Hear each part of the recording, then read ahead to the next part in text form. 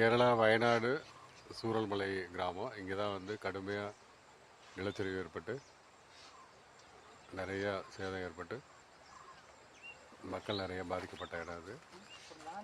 இது வந்து ஒரு பள்ளிக்கூடம். இது பின்னாடி தெரிகிறது. இது பெய்லி பாலம் கவர்மெண்ட் கட்டி இராணுவம் கட்டினது.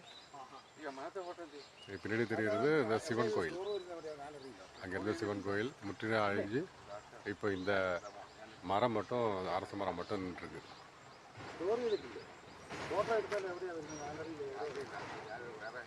இந்த பக்கம் பின்பக்கம் எல்லாமே வந்து தேயிலை தோட்டங்கள், தேயிலை எஸ்டேட்ஸ்.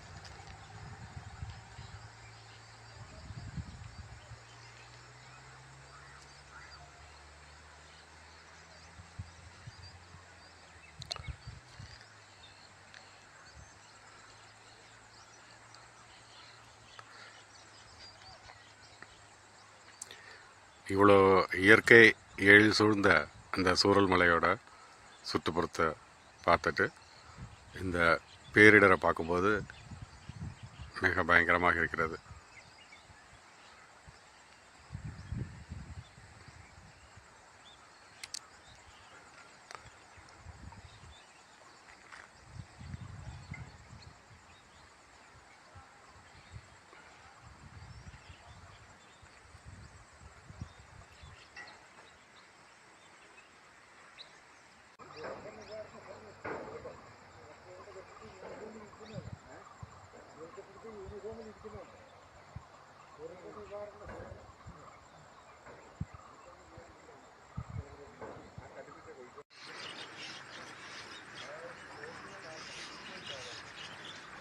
இந்த வீடு இந்த மட்டம் இது வந்து இதுதான் மட்டமாக இருந்திருக்கு.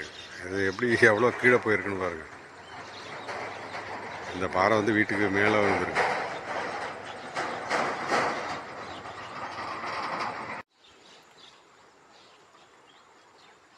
இந்த கட்டிடம் வந்து முழுக்க முழுக்க தண்ணிக்குள்ளே இருந்திருக்கும். அதுமாரி இடம் அது. இதுக்கு மேலே வந்திருக்கும் தண்ணி, வெள்ளம்.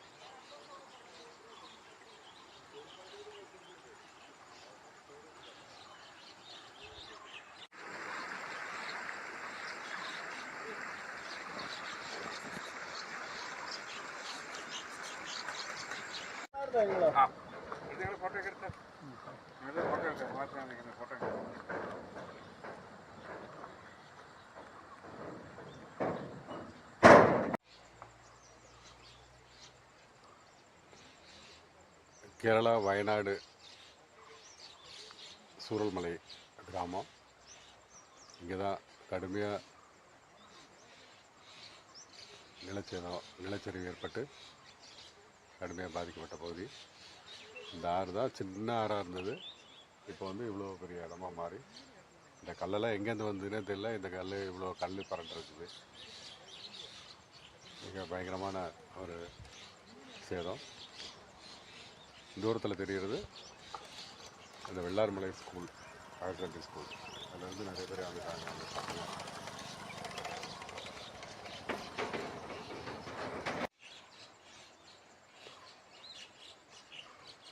இந்த பாறையெல்லாம் 80 டன் ஜேசிபி, 80 டன் டன்னர் கிரேனால் கூட வந்து தூக்க முடியாது, நகர்த்த முடியாது.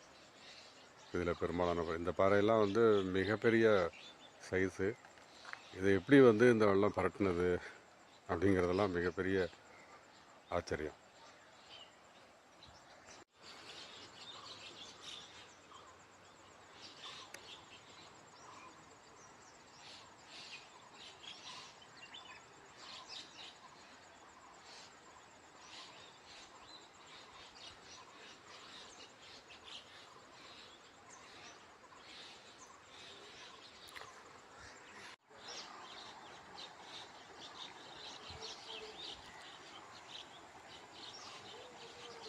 இந்த மிகப்பெரிய கற்கள் எங்கே இருந்தது ஆக்சுவலாக முன்னாடி?